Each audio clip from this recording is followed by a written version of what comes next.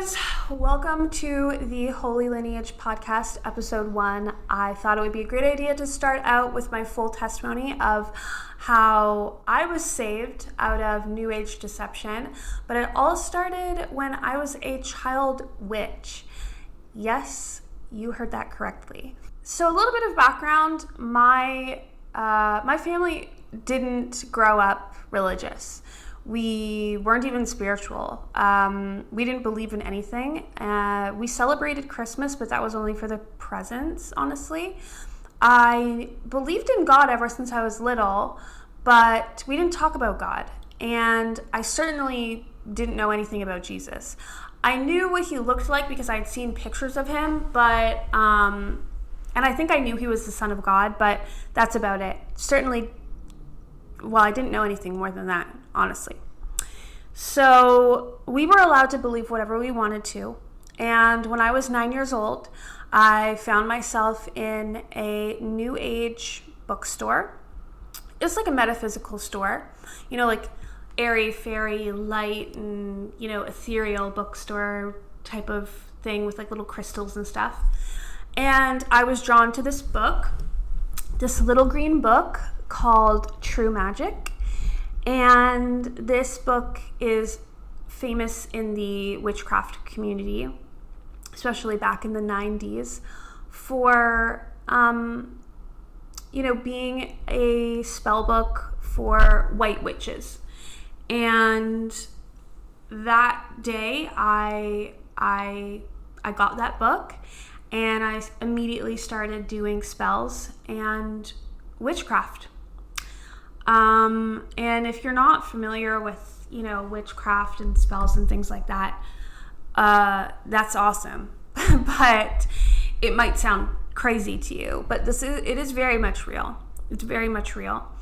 And so I was under a common delusion that I was a white witch, because not everybody who gets sucked into witchcraft or New Age has a bad heart and wants to harm people, like the Wicked Witch that you see in movies.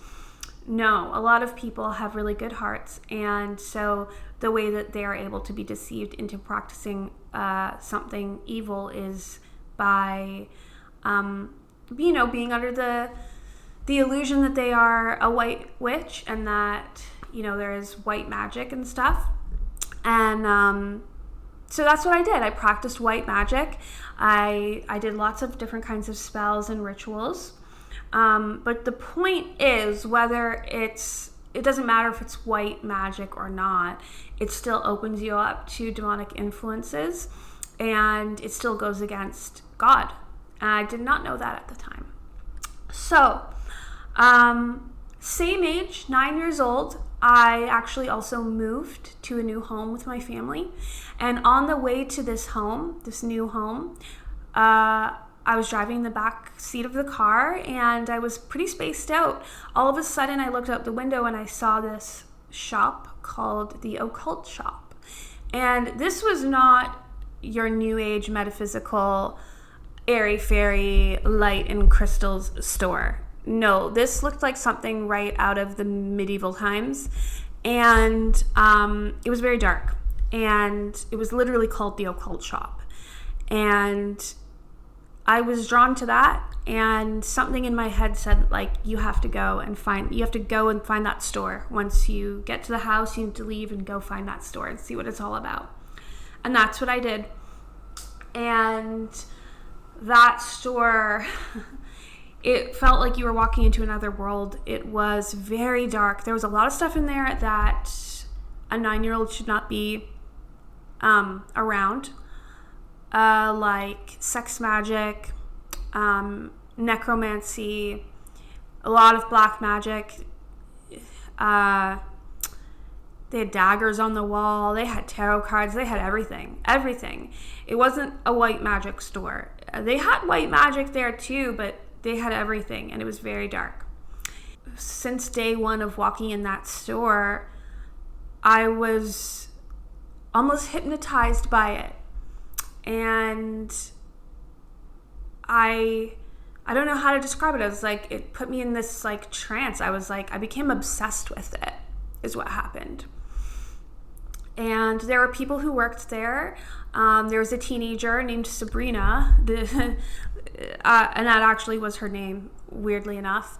And there was older men and women who also worked there, and they took me under their wing. They taught me things, they showed me things, and supported my deep descent into witchcraft.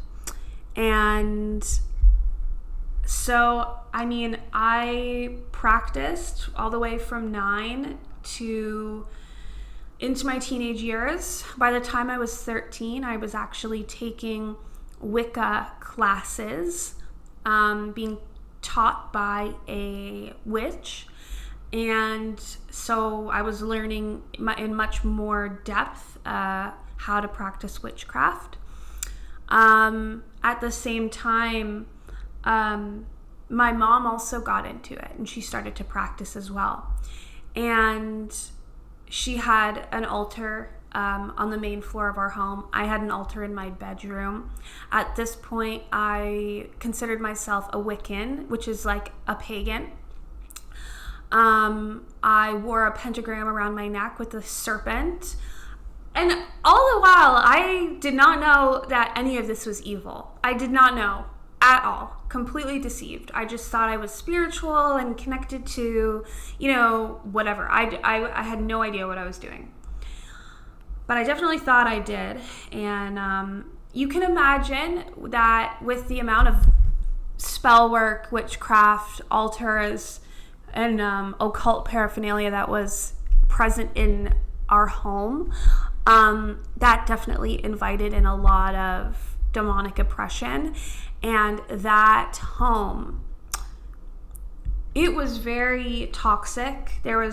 My family dealt with a lot of addiction, a lot of self-harm, a lot of mental health issues, a lot of attacks, and a lot of dysfunction, just a lot of toxicity, depression. Like we really were going through it. And I look back now and I'm like, well, of course.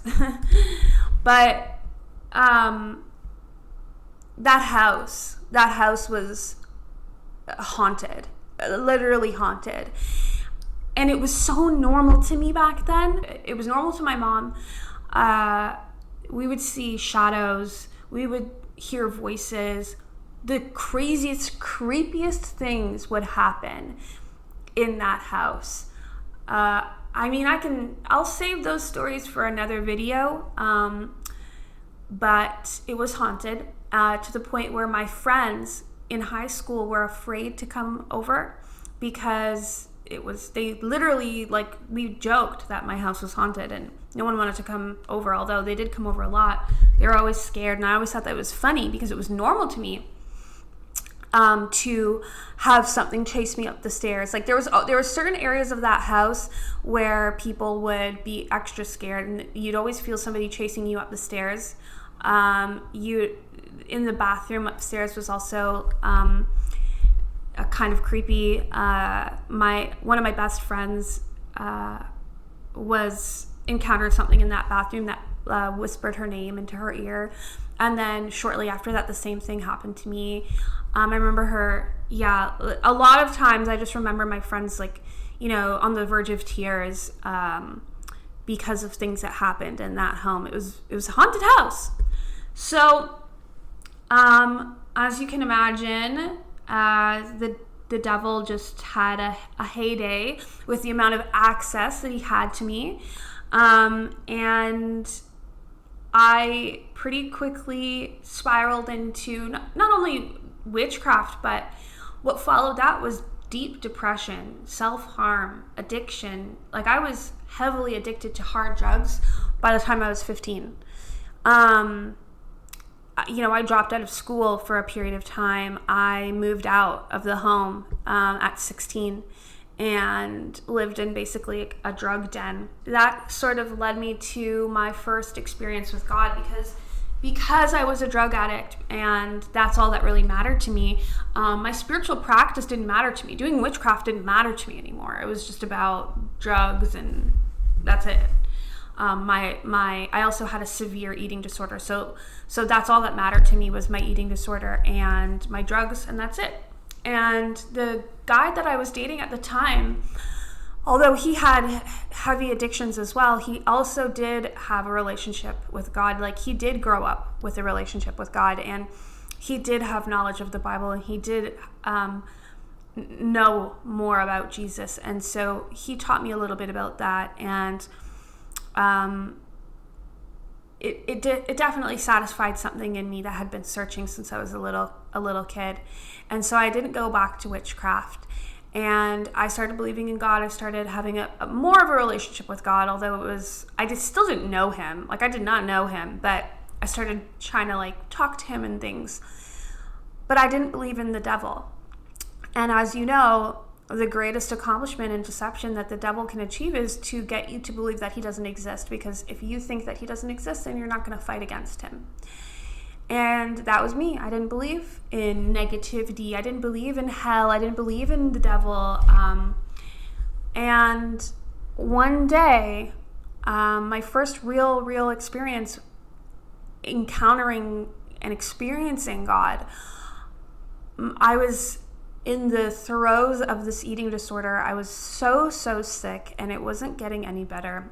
My boyfriend at the time looked at me, and I remember him saying, you know, that voice in your head that tells you, all of these things, that's not you, that's the devil. You know that, right? And at that moment, I remember feeling the face of God turn towards me. And it always makes me tear up because it was such a powerful moment. I felt God's face. I felt him look at me. And it's like he was waiting. He was just looking at me and waiting. Like, are you going to get it? Are you going to get it? Like, he was waiting for the ball to drop. And I felt his face. I felt his eyes on me. And I just burst into tears. And that's when I started, it just clicked. And that's when I started believing in the devil. And I started to understand that these are not my thoughts. And I took myself, like, from that day forward, I literally started to recover from that eating disorder. I took myself to a free rehab that 3 times a week, and I started writing letters to God. I started eating again. And so God definitely saved my life many times, and that was one of them. But I was still very far from him. I was still living in sin. Unknowingly, I still had no idea about Jesus or anything like that, but it was a step in the right direction. At a certain point, I wanted to pursue my dreams. At around 19, I quit doing drugs, and I decided to pursue acting and modeling. It's something that I had actually started doing when I was 2 years old. It was my first modeling job. And I did, acting in commercials and made for TV movies and things like that. And I did a lot of theater when I was a kid. But of course, all of that stopped when I was in my addictions. And so I decided to go back to that and start to pursue that. And I did. I modeled, I acted, I went to film school. I did all of that stuff. I got an agent. I pursued that dream. That whole time I was very me focused. I wasn't focused on spirituality. I was just focused on me. I was focused on my career. That's all that mattered to me. And when I was 28, I went through a lot of loss all at once. Within a 3-month time period, I lost everything in my life. I lost a mentor who meant the world to me. Looking back, she was an idol, a huge idol that was super unhealthy. But she meant a lot to me. And so I lost her. I lost my dog of 12 and a half years, who was like my baby. I lost my fiance. I lost my apartment. I lost my jobs. I lost my mental health, and I lost my mobility, because after all this loss, I also had a very terrible back injury that left me unable to walk for a year. I was bedridden. And so during that time, when I had literally nothing left in my life, I was just like, waking up in the middle of the night sobbing, just grief, just constantly weighing me down, I turned to New Age occultism. I turned heavy to New Age occultism. I turned to tarot. I turned to angel numbers. I turned to psychics. I turned to Reiki. I turned to charms. I turned to anything that would give me answers and peace, but it was all counterfeit. And I didn't know at the time. I was deceived into thinking that God was speaking to me through tarot, and that God was speaking to me through angel numbers, and that he was speaking to me through, I was deceived. And, I actually started to get my Reiki certification, which I did complete. And I was about to quit my job and go travel around as a resident Reiki healer for specific women's spiritual retreats. So I very quickly got sucked into that world of New Age occultism. And I will just say right now that New Age occultism preys on your trauma, on your loneliness, on your confusion, on your pain. And that's what led me there. It was my pain and my trauma. And tarot, for example, really worked as like a drug for me. This is coming from someone who was addicted to drugs. So there is a parallel there. It is very much the same, where it gives you that peace and that calm, but it's so short-lived, and then you need more, and you need more, and you need more, and you need more, and you need more. It's just this counterfeit peace. It's this counterfeit truth. I thought I was talking to God. I thought I was talking to good spirits and angels. And little did I know that when you practice tarot, you're actually speaking to demons. And you're speaking to familiar spirits. You're speaking to lower spirits. And they hate you. They hate you. They work for the enemy. And yes, they do give you truth. They do give you truth, because the devil is not an idiot. He mixes truth with lies in order to keep you coming back, in order to keep you confused, in order to keep you away from your God-given purpose, in order to keep you away from God himself. And I actually made a lot of bad decisions relationally, financially, by listening to tarot and angel numbers and all of that, psychics. So now we're getting to, close to when I was born again. Around this time, I had a dream about Jesus for the first time ever. And in that dream, I remember I was in a big field, and I put my arm in the air, and I said, I can do anything. And I started flying into the air. And then Jesus came behind me, and he started lifting me up by the arms.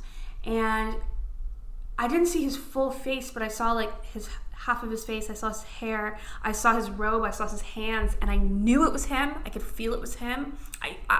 It was him. It was almost like, I was saying I can do anything, and he was saying through Christ, all things are possible. But when I realized it was him, it was so overwhelming. The feeling was so overwhelming that I got scared. And when I got scared, it's like I could feel him feel me getting scared, and then he immediately put me down on the ground. And I was back down on the ground, and he was gone. And I remember being in the dream and being walking off and being did that just happen? Was that Jesus? Did that just really happen? Was that actually just Jesus? Oh my gosh.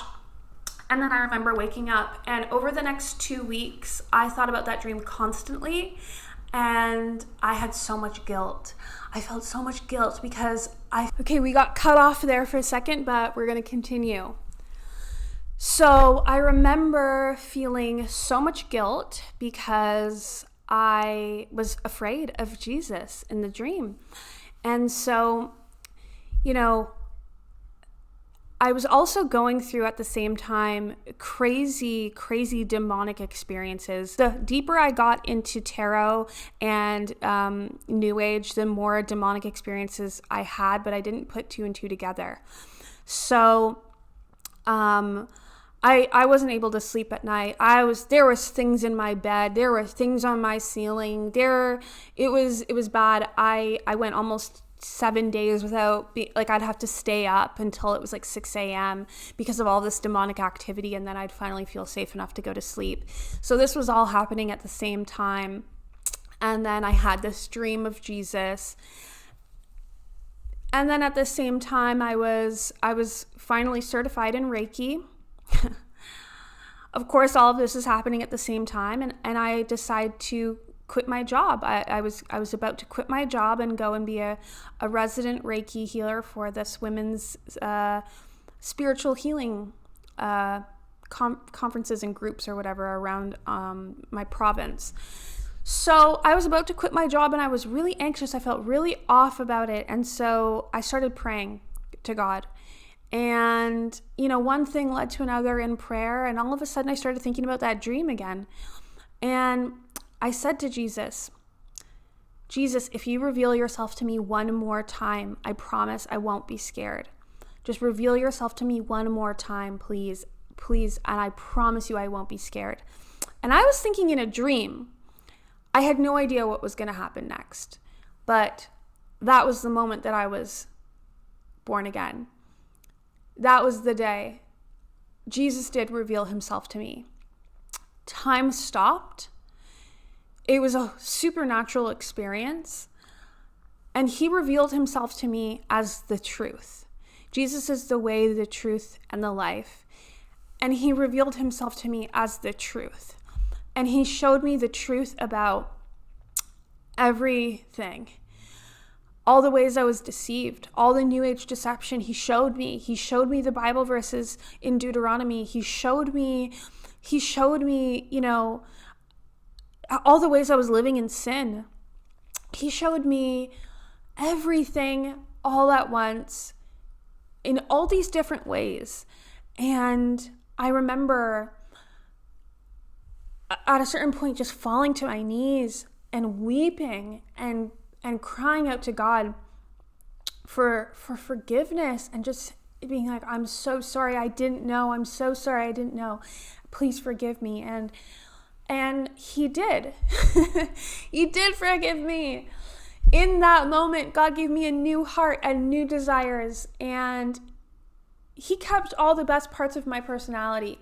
And he allowed everything else to die. And I can't explain this whole afternoon. It was a supernatural experience with Jesus, and I was radically saved. And my mom came home that day because I lived with her at the time. And she looked at me and she said, what happened? I didn't even say anything, and she was like, what happened? And I told her everything, and I was crying. I just told her everything that happened and all the truths that I learned and how Jesus, spoke to me and all the, oh my gosh.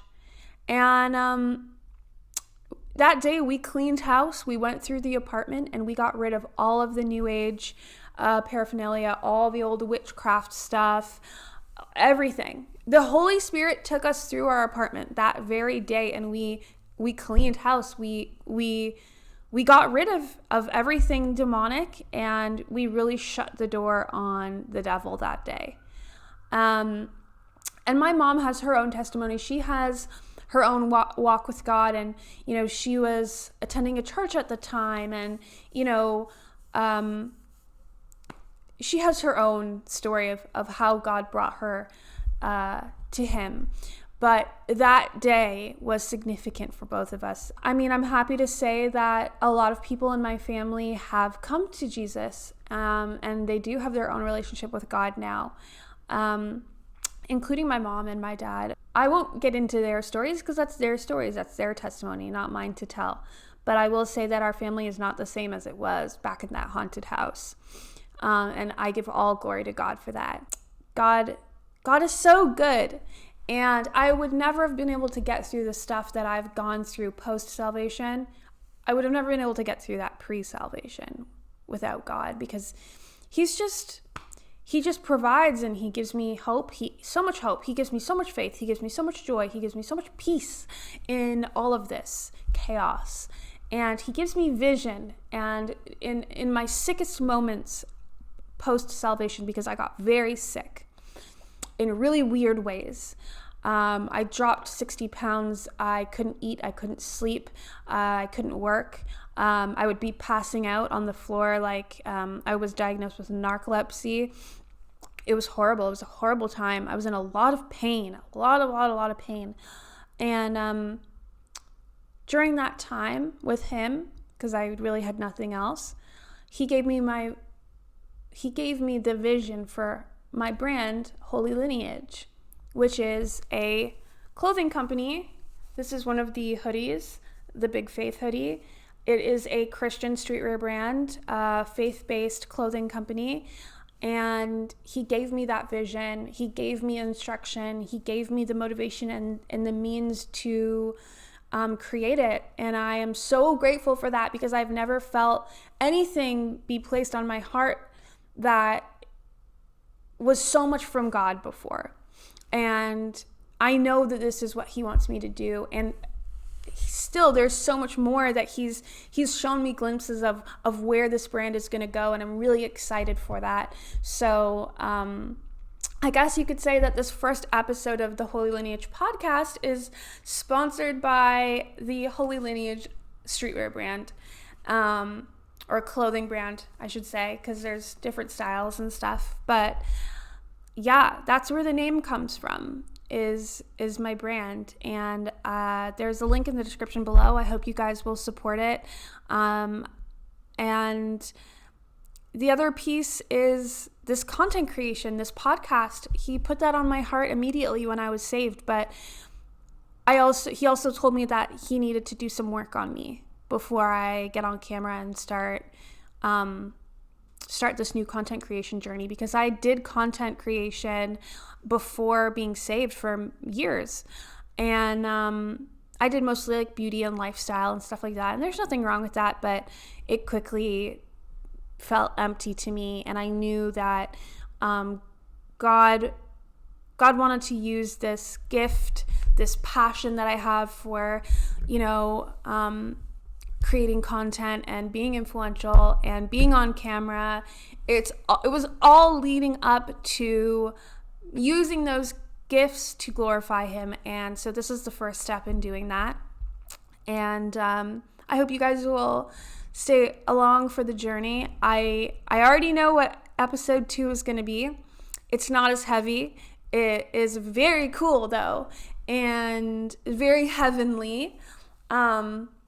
I think you guys will relate to it, as many people can, and there will be some cool discussions hopefully in the comments. If you guys do want to share your testimony, please leave it in the comments down below. If you have any questions, leave those in the comments down below. I just ask that you be respectful to my online space and my beliefs, and I will do the same for you. I love you guys, and yeah, thank you for being here. I hope you have a wonderful day, and that I see you in the next video. Bye.